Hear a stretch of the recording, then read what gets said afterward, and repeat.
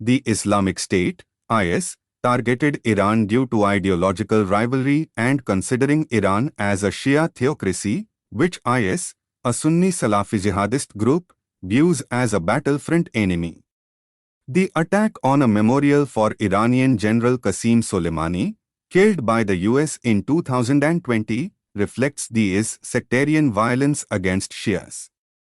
Soleimani led Iran's efforts against IS, forming anti-IS coalitions in Iraq and Syria. The IS aims to incite sectarian tensions and trigger a wider war. The attack underscores Iran's growing security vulnerabilities and the IS expanding capabilities, posing both internal and external security threats to Iran. Truck drivers in India called for a month-long strike on 1st January, protesting against stricter punishment for hit-and-run cases under the new law, Bharatiya Nyaya Sanhita, BNS, 2023. Section 106 of BNS introduces harsh penalties for causing death by rash or negligent acts, which the drivers find excessive. They argue that the law fails to provide a detailed accident investigation protocol and call for better enforcement of traffic violations, check on overloading, regulation of working hours, driving training, and insurance. The government assured no immediate implementation but faces ongoing protests by truck drivers' associations in various states. A series of Houthi militia attacks on cargo ships in the Red Sea has rendered the usual marine route through the Suez Canal unsafe, forcing ships to take a longer route around the Cape of Good Hope. About 90% of Indian cargo bound for the Western Hemisphere, including Europe and the US, is now rerouted through the longer path. The impact varies based on buyer-seller contracts, with some consignments being held up, and the crisis affecting low-value, high-volume cargo and perishables the most. The situation could also make imports costlier, impacting critical imports and elongating import-export cycles.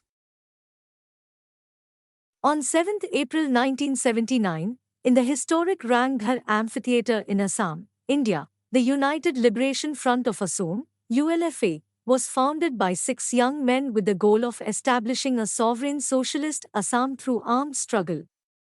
The agitation was triggered by concerns over the enrollment of illegal immigrants on Assam's electoral rolls. Over the years, ULFA engaged in hit-and-run operations, established camps in Bangladesh and Bhutan, and sought external support for its cause. A pro-talks faction signed a peace accord in December 2023, but the hardline faction, led by Paresh Barua, remains opposed to negotiations. Bezalel Smotrich, Israel's finance minister and leader of the far-right religious Zionist party, has sparked controversy by encouraging Palestinians to leave Gaza while urging Jewish settlers to return. Known for extremist views, he discredits Arab citizens and denies Palestinian identity. Born in a West Bank settlement, he inherited his father's nationalist ideologies and gained political prominence, aligning with hardline parties and Netanyahu's coalition. Smotrich advocates forceful approaches to the Israel-Palestine conflict, advocating tough measures against Palestinians, reflecting his mission to intensify conflict and violence in occupied territories. Claudine Gay, Harvard University's first black president, faced Republican criticism for alleged inaction on antisemitism. Invited by the House Committee on Education and Labor, Gay defended campus safety and free discourse during Israel's conflict. Later accused of plagiarism in her PhD thesis and multiple papers, she initially didn't respond. Despite peers' support, she asked for corrections, but criticism persisted. Facing a campaign demanding her ousting, Gay resigned on 2 January, citing a broader war to undermine faith in American institutions. The controversy exposed tensions around misconduct and defense strategies in academia.